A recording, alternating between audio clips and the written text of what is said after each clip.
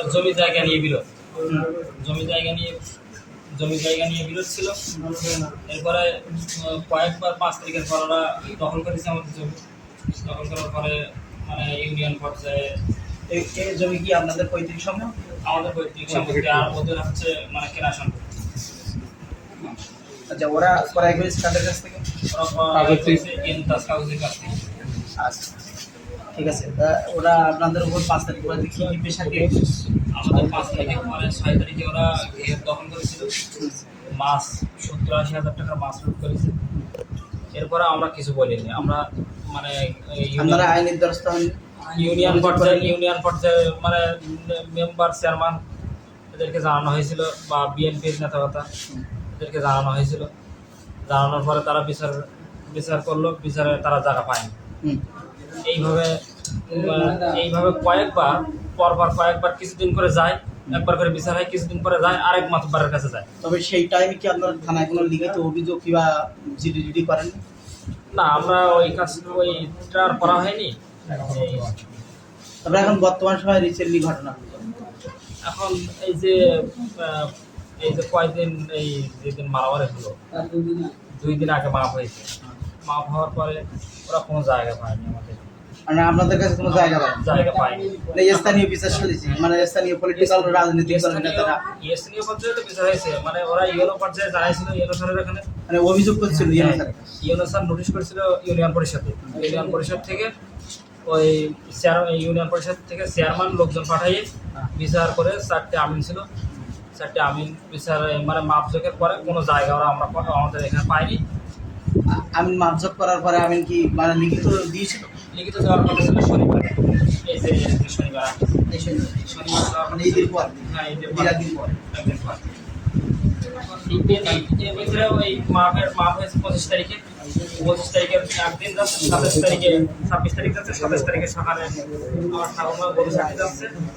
গরু ছাড়তে গেলে মানে আইসে ওরা মূল ঘটনাটা গরু ছাড়তে যাচ্ছে, গেলে ওরা সরকারি রাস্তা দিয়ে গরু নামাতে দেবে না, আর সরকারি রাস্তার নিচে আমাদের জমি, আমাদের ভিত, ওখান দিয়ে আর গরু নামাতে দেবে না। মানে বেশি কথা বলতেছে, আর মানে মারতে আসছে, মানে লাঠি দিয়ে ওই যে মজিদ ভাইকে জামাই, ওই হচ্ছে মজিদ ভাই হাঁক দিয়ে জামাই হচ্ছে বিল্লাল হোসেন, ওর বাবা হচ্ছে ইসলাম গাজীর ছেলে, ও লাঠি দিয়ে বাড়ি মারিছে।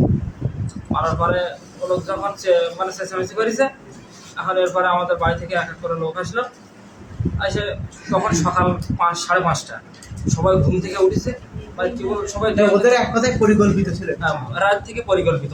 ওদের হাতে পূর্ব পরিকল্পিত, ওদের হাতে, প্রত্যেকের হাতে রড, মানে স্টিলের রড আর কি। এইগুলো দিয়ে আপনাদের মাথায় আমরা যার ঠেকা দিয়েছি, মানে আমাদের লোক আমরা নিয়ে আসার চেষ্টা করেছি, ওরা এসে আমাদের মানে বাড়ি মারিছে। এখন আপনারা মানে ওখান থেকে যারা আপনাদের যারা শারীরিক বিচার করছিল তাদের স্থানীয় পলিটিক্যাল নেতাকে জানালেন? হ্যাঁ, সবাই জানে। কিংবা আপনারা মানে গতকাল ভর্তি হয়েছেন, মানে থানার থেকে দেখে এখানে হসপিটালে ভর্তি হয়েছেন।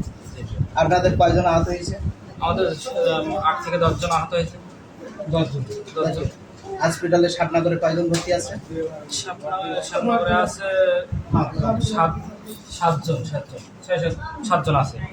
আর বাইরে কোথাও ভর্তি আছে? সাতক্ষীরা রেফারেন্স ইসলামনগর হাসপাতাল থেকে। সাতক্ষীরা কোথায়? সাতক্ষীরা মেডিকেলে রেফার করেছে 3 জনে। তারা কি গুরুতর হাড় জখম? হ্যাঁ, গুরুতর জখম। তাদের মাথা, কারো হচ্ছে হাড় ভাঙা, রড করাতে হবে। আচ্ছা, আপনারা এখন কি চান? আমরা সুষ্ঠু বিচার চাই।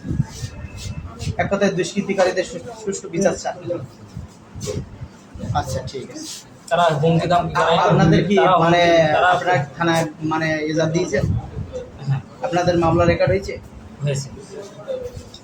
ঠিক আছে। আমাদের হুমকি দাম দিয়েছে, এখানে হিন্দু বাস করতে পারবে না। হ্যাঁ, এক কথায় কি আপনাদের হুমকি দিচ্ছে? সংখ্যালঘু হিন্দু এখানে বাস করতে পারবে না। হুমকিটা দিয়েছে, তার নাম বলতে এই যে হাসান পাইক, মানে যারা ঝামেলা করতেছে হাসান পাইক, মজিদ পাইক, হ্যাঁ, তারপরে হচ্ছে মজিদ পাইকের বাসা ছেলে হচ্ছে হোসেন পাইক বাবু, ওর নাম। আচ্ছা ঠিক আমাদের আছে